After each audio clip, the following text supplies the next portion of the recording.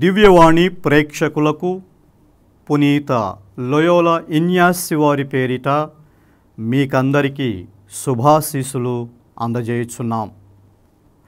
ఈరోజు మనము ధ్యానం చేసుకోవటానికి ఉన్నటువంటి అంశము 2 పతాకాలు.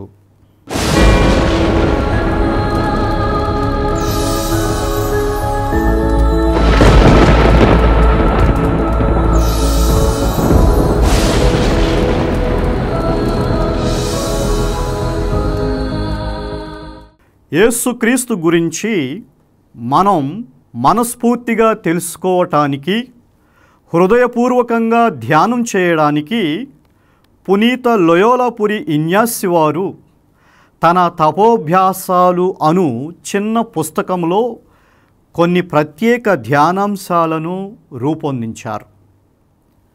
అవి క్రీస్తు రాజ్యము, 2 పతాకాలు, 3 రకాల మనుషులు, 3 విధాల విధేయత అణకువ మొదలగునవి. ఈ అంశాలను మనం యథార్థంగా ధ్యానం చేసినప్పుడు దేవుని రాజ్యం పట్ల మనకు ఇష్టం కలుగుతుంది. యేసుక్రీస్తుతో కలిసి నేను కూడా దేవుని రాజ్యం కోసం నా వంతు కృషి చెయ్యాలి అనే కోరిక పుడుతుంది. ఈ కృషిలో భాగంగానే యేసు ప్రభు కోసం నిరాడంబర జీవనం, అవమానాలు, అనాదరణ, అసహ్యం, తిరస్కరణ, నిరాకరణ మొదలగు వాటిని అనుభవించడానికి, పొందడానికి స్వచ్ఛందంగా, క్రియాశీలకంగా వాటిని ఎన్నుకోవాలనే ప్రేరణ మనలో కలుగుతుంది. ప్రతి ధ్యానాంశాన్ని 1 గంట వ్యవధిలో ధ్యానం చేయటానికి ఇన్యాసి వారు ఒక చక్కని విధానము రూపొందించారు.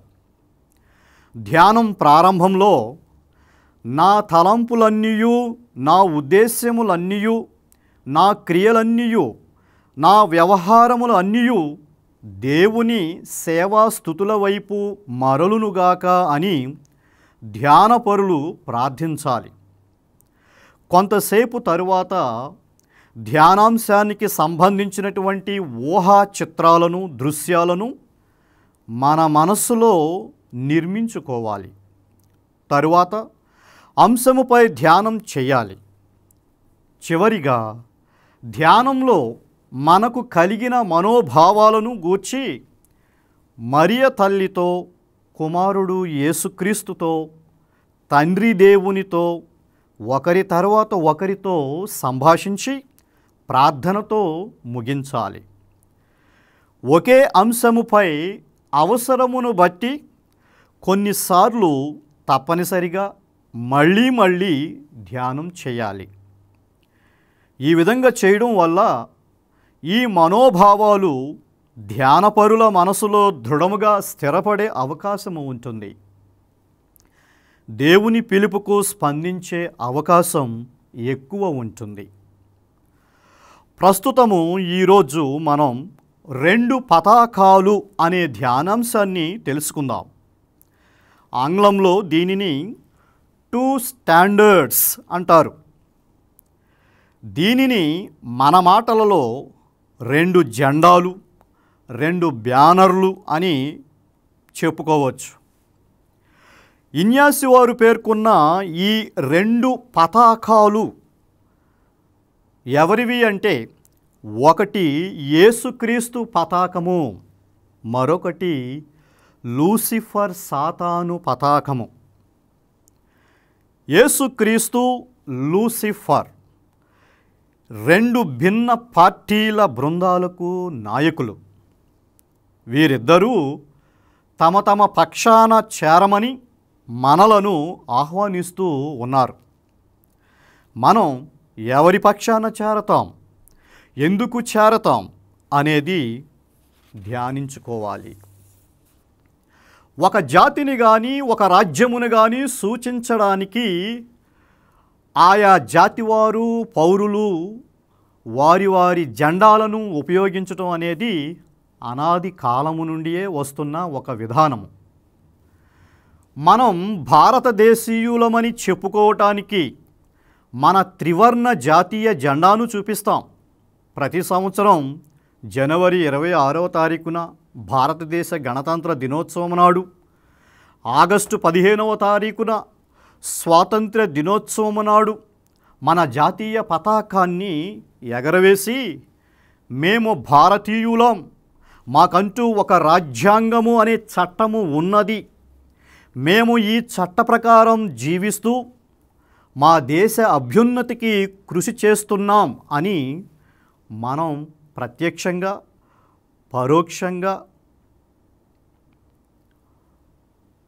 ఇతరులకు తెలియపరుస్తాం, ముక్తకంఠంగా ప్రకటిస్తాం. భారత రాజ్యాంగంలో పేర్కొనబడిన అత్యున్నతమైన విలువలు సమానత్వం, సౌభ్రాతృత్వం, సోదర భావం మనం పాటిస్తూ ఇతరులకు ఆదర్శంగా ఉంటాం. అంతర్జాతీయ స్థాయిలో దేశ నాయకుల మధ్య సదస్సు జరిగినప్పుడు ఆయా దేశాల జెండాలు ఆ ప్రాంగణంలో ఏర్పాటు చేయడం జరుగుతుంది. ఇక మన రాజకీయ రంగంలోకి వస్తే మనకు ఎన్నో పార్టీలు ఉన్నాయి. మన తెలుగు రాష్ట్రాలలో కాంగ్రెస్, టీఆర్ఎస్, టీడీపీ, వైసీపీ ఇంకా ఎన్నో పార్టీలు ఉన్నాయి. ఎన్నికల ప్రచారాలలో పార్టీ నాయకులు, పార్టీ శ్రేణులు వారి వారి పార్టీ జెండాలతో ఓట్ల కోసం ప్రచారం చేస్తూ ఉంటారు.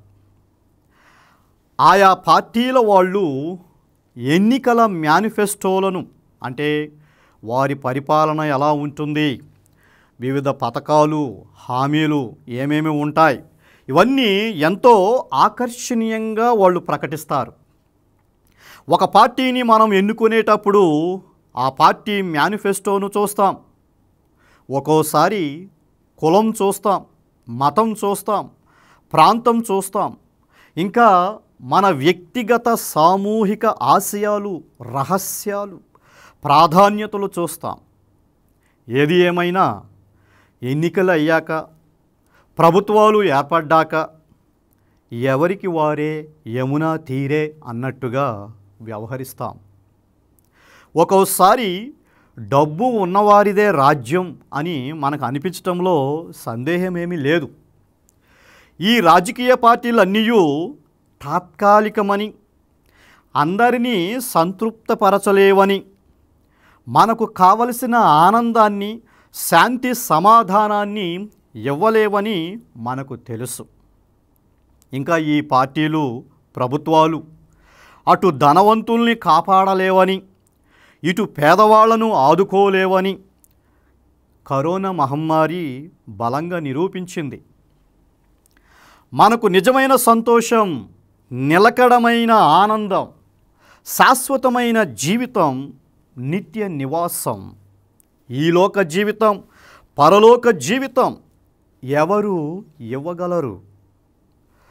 పార్టీలు నాయకులైన, పాలనాధికారులైన దేవుణ్ణి గుర్తించకపోతే, దైవశక్తి మీద ఆధారపడకపోతే, దైవాజ్ఞలను పట్టించుకోకపోతే మంచి నాయకులు అవగలుగుతారా? మంచి పాలకులు అవగలుగుతారా? వారి వారి స్థానాలలో, పదవులలో నిలిచిపోగలుగుతారా?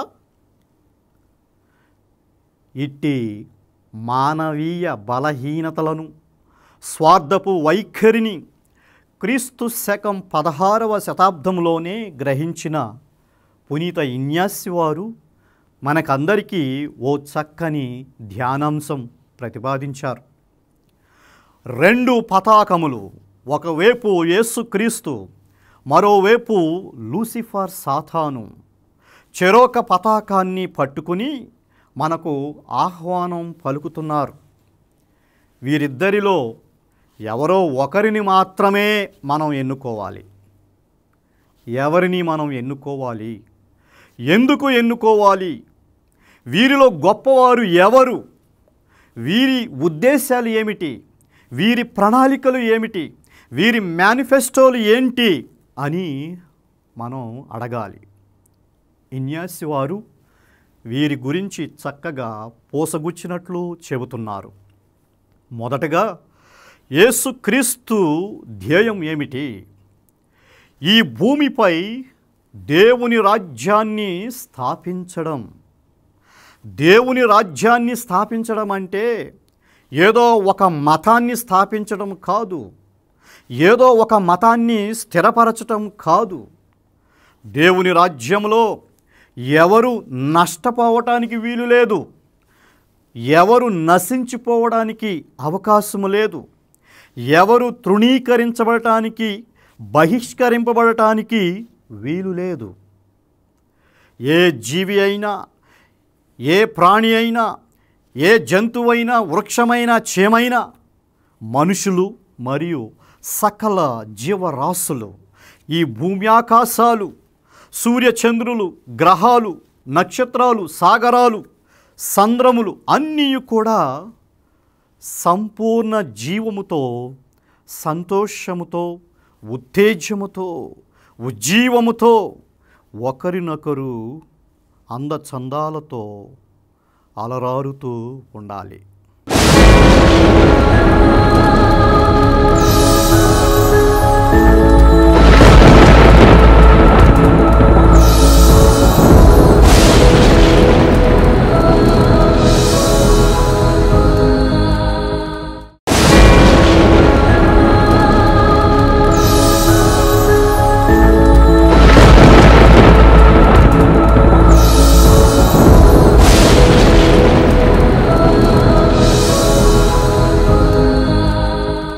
యేసుక్రీస్తు ధ్యేయం ఈ భూమిపై దేవుని రాజ్యాన్ని స్థాపించడం. దేవుని రాజ్యాన్ని స్థాపించడం అంటే ఏదో ఒక మతాన్ని స్థాపించడం కాదు, ఏదో ఒక మతాన్ని స్థిరపరచడం కాదు. దేవుని రాజ్యములో ఎవరు నష్టపోవటానికి వీలు లేదు, ఎవరు నశించిపోవడానికి వీలు లేదు, ఎవరు తృణీకరించబడటానికి బహిష్కరింపబడటానికి వీలు లేదు. ఏ జీవి అయినా, ఏ ప్రాణి అయినా, ఏ జంతువైనా, వృక్షమైన, చీమైనా, మనుషులు మరియు సకల జీవరాశులు, భూమి ఆకాశాలు, సూర్యచంద్రులు, గ్రహాలు, నక్షత్రాలు, సాగరాలు, సంద్రములు అన్నీ కూడా సంపూర్ణ జీవముతో, సంతోషముతో, ఉత్తేజముతో, ఉజ్జీవముతో, అందచందాలతో అలరారుతూ ఉండాలి. ఈ పుడమిలోని అన్ని జాతుల వారు, మతాల వారు, కులాల వారు, ఉన్నవారు, లేనివారు సోదర భావముతో, సమాన గౌరవం, గుర్తింపుతో ఒకరినొకరు తోడ్పడుకుంటూ జీవించాలి. ఈ రాజ్యంలోని ప్రాధాన్యతలు ఏమిటి? ప్రేమ, ధర్మం, నీతి, న్యాయము, నిస్వార్థం, అనురాగం, ఆదరణ, ఆప్యాయత, దయ, క్షమ, శాంతి, సమాధానం, సత్యం, స్నేహం, యథార్థ జీవనం, ఆనందం, బంధం, బంధుత్వం, బాంధవ్యం, ఐక్యత. ఇవి దేవుని రాజ్యంలో ఉన్నటువంటి ప్రాధాన్యతలు. ఈ దేవుని రాజ్యములో భిన్న జాతులు ఉండవచ్చు, భిన్న మతాలు ఉండవచ్చు, కానీ భేదభావాలు ఉండకూడదు. భిన్న వర్ణాలు, వర్గాలు ఉండవచ్చు, కానీ విభజించే శక్తులు ఉండకూడదు. భిన్న అభిప్రాయాలు ఉండవచ్చు, కానీ భేదాభిప్రాయాలు ఉండకూడదు. భిన్న కులాలు ఉండవచ్చు, కానీ హెచ్చు తగ్గులు ఎంచే మనసులు ఉండకూడదు. భిన్న భాషలు, భిన్న సంస్కృతులు ఉండవచ్చు, కానీ విచ్ఛిన్నం చేసే శక్తులు ఉండకూడదు. ఇటువంటి దేవుని రాజ్యాన్ని సాధించడానికి యేసుక్రీస్తు అనుసరించిన సూత్రములు, ఆయన జీవించిన విధానము మనము తెలుసుకుందాం. ముందుగా పేదరికాన్ని ప్రేమించడం, అవసరమైతే అవమానాలు, అసహ్యములు స్వీకరించడం, తద్వారా అణకువ, విధేయత, ప్రేమ అను లక్షణములు అలవర్చుకోవటం. పేదరికమును రెండు విధాలుగా అర్థం చేసుకోవాలి. ఆధ్యాత్మిక పేదరికము మరియు అసలైన పేదరికము. ఆధ్యాత్మిక పేదరికము అంటే మనలను, ఈ విశ్వాన్ని సృష్టించినటువంటి సృష్టికర్తను గుర్తించడం, గౌరవించడం, ఆరాధించడం, స్తుతించడం. మన మనుగడ, ఉనికి ఆ సృష్టికర్తపై ఆధారపడి ఉన్నవని తెలుసుకుని మన ప్రతి విషయంలోనూ, ప్రతి ఆలోచనలోనూ, ప్రతి పనిలోనూ ఆ సృష్టికర్తపై ఆధారపడటం, వీటన్నిటినీ ఆయనకు సమర్పించడం. అసలైన పేదరికము అంటే మన జీవితాన్ని అర్థవంతముగా, నిరాడంబరముగా, ఉజ్జీవముగా జీవించడం. మనకున్న ధనము, వస్తువులు, ప్రకృతి వనరులు, గాలి, నీరు, వర్షము, ఈ సంపదలు, సౌకర్యాలు ఇవన్నీ మన కష్టార్జితం కాదని గ్రహించి వీటిని సమకూర్చిన సృష్టికర్త మహిమకై వినియోగించడం. వాటిని మన కొరకు, పరుల కొరకు వెచ్చించడం. జీవితపు విలువను, ఈ సృష్టి విలువను అంతర్ముఖంతో తెలుసుకున్నవారు ఈ పేదరిక జీవితాన్ని, నిరాడంబర జీవితాన్ని యాదృచ్ఛికంగా ఎన్నుకుంటారు. అసలైన పేదరికము అంటే ధనము లేకుండా ఉండటము కాదు, ధనముపై స్వాధీనపు భావాన్ని తొలగించుకోవడం. అసలైన పేదరికము అంటే వస్తువులను వదులుకోవటం కాదు, వాటిపై స్వాధీనపు వైఖరిని. అసలైన పేదరికము అంటే వస్తువులను వదులుకోవటం కాదు, వాటిపై స్వాధీనపు వైఖరిని, సొంతం చేసుకోవాలనే తపనను తొలగించుకోవడం. మన ఆస్తిపాస్తులను చక్కగా వినియోగించుకోవాలి, వీటికి బానిస కాకూడదు. మనం వీటిని నియంత్రించాలి కానీ అవి మనలను నియంత్రించకూడదు. యేసు ప్రభు ఈ భూలోకములో జీవిస్తున్నప్పుడు ఈ ఆధ్యాత్మిక పేదరికమును, అసలైన పేదరికమును రెండింటినీ యాదృచ్ఛికంగా జీవించారు. ముందుగా తన తండ్రి దేవుని గుర్తించి, గౌరవించి, స్తుతించారు, ఆరాధించారు. ఆయన చేసిన ప్రతి ఆలోచనకు, ప్రతి పనికి తన తండ్రిపై ఆధారపడ్డారు. ఒక సాధారణ నిరాడంబర జీవితాన్ని ఆయన జీవించి ఇతరుల కోసం తన ప్రాణాలు కూడా విడిచారు. మనం ఇలా మన కోసం, ఇతరుల కోసం జీవిస్తున్నప్పుడు, మంచి పనులు చేస్తున్నప్పుడు మనలను అడ్డుకునేవారు లేకపోరు, మనలను ధిక్కరించేవారు ఉండకపోరు. మనలను కొంతమంది వ్యతిరేకిస్తారు, ఆటంకపరుస్తారు, ఇబ్బందులకు గురి చేస్తారు, హింసిస్తారు. మీ బోధకుడు ఇట్లు సుంకరులతో, పాపులతో కలిసి భుజించుచున్నాడేమి అని యేసుక్రీస్తును నాటి మతబోధకులు, మత పెద్దలు అడుగుతూ ఈసడించుకున్నారు. ఆయనను ఎగతాళి చేశారు, హేళన చేశారు, గేలి చేశారు. సాధ్యమైనంత వరకు అన్ని విధాల ఆయనను అవమానించారు. వీటన్నిటినీ క్రీస్తు అణకువతో అనుభవించారు. తాను భాగ్యవంతుడై ఉండి కూడా తన పేదరికము వలన మిమ్ము భాగ్యవంతులను చేయుటకు ఆయన నిరుపేద అయ్యెను అని పౌలు గారు ఉద్ఘాటిస్తున్నారు. ఈ జీవిత విధానం మనకు వింతగా అనిపించవచ్చు, కానీ దీనిలోనే మానవ జీవిత పరమార్థం ఉంటుంది. దీనిలోనే యథార్థమైన ఆనందం, ఆహ్లాదం ఉంటుంది. ఇప్పుడు లూసిఫర్, సాతాను పతాకం గురించి, దాని పన్నాగములు గురించి తెలుసుకుందాం. ఈ లూసిఫర్ సాతాను చాలా తెలివిగా, చాకచక్యముగా, రహస్యముగా తన వ్యూహాన్ని అల్లుతుంది. తంత్రమంత్రములను ప్రవేశపెడుతుంది. ముందుగా మనుషులలో ధన వ్యామోహాన్ని పెంచుతుంది. ఈ ధనం ద్వారా సమాజంలో మనుషులు గుర్తింపు కోసం, గౌరవం కోసం ప్రాకులాడే విధంగా చేస్తుంది. తిరిగి ఈ గుర్తింపు, ఈ గౌరవము పొందిన మనిషి మదం, ఉన్మాదం, గర్వముతో నిండిపోతాడు. దీని ద్వారా మనిషిలో సకల క్రూరమైన ఆలోచనలు, చెడు కార్యములు పుడతాయి.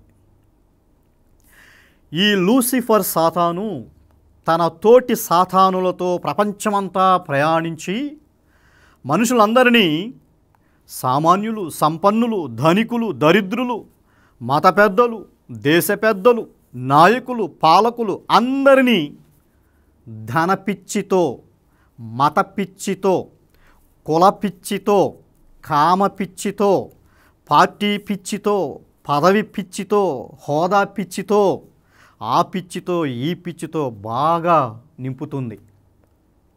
ఈ విధంగా వ్యక్తిగత జీవితాలను విచ్ఛిన్నం చేస్తుంది. కుటుంబ సభ్యులను వినాశం చేస్తుంది. కుటుంబ వ్యవస్థలను ఛిద్రవద్రం చేస్తుంది. భర్త భార్యను చంపడం, భార్య భర్తను చంపించడం, కొడుకులు తల్లిదండ్రులను చంపడం, అన్నదమ్ములు ఒకరినొకరు నరుక్కోవడం, తల్లి తన పసికోన పేక పిసికి చంపడం, అధికారులు జనధిక్కార బాటలో పయనించడం, దేశ రాష్ట్ర పాలకులు పరిపాలనను, వ్యవస్థలను అస్తవ్యస్తం చేయడం, కుల మత విద్వేషాలు సృష్టించడం, దేశాలు యుద్ధాలు ప్రకటించి ప్రాణ నష్టం, ప్రకృతి నష్టాన్ని తేవడం, అంటువ్యాధులను వ్యాపింప చేయడం, ప్రపంచ పెద్దలు అందరూ చూస్తూ ఊరుకోవటం, ఇంకా ఎన్నెన్నో అలజడులు, అంతర్యుద్ధాలు. ఇది లూసిఫర్ సాతాను యొక్క రాజ్యం. యేసుక్రీస్తు రాజ్యం, లూసిఫర్ సాతాను రాజ్యం. ఈ రెండు రాజ్యాలు ఒకదానికొకటి విరుద్ధమైన రాజ్యాలు. మనం ఎవరి రాజ్యాన్ని ఎన్నుకోవాలి? ధ్యానం చేసుకోవటానికి ఇన్యాస్ వారు చక్కని ఈ ధ్యానాంశాన్ని ప్రతిపాదించారు. యేసుతోటి విగాను పోదమా, అడ్డుగా వచ్చు వారిని గెల్వను, యుద్ధనాదంబుతో పోదమా అని మనమందరం దేవుని రాజ్యం వైపు పయనిద్దాం. దేవుని రాజ్యం కోసం పోరాడుదాం. మీకందరికీ కూడా యేసుక్రీస్తు యొక్క పరిశుద్ధమైనటువంటి దీవెనలు రావాలని కోరుచు వందనములు.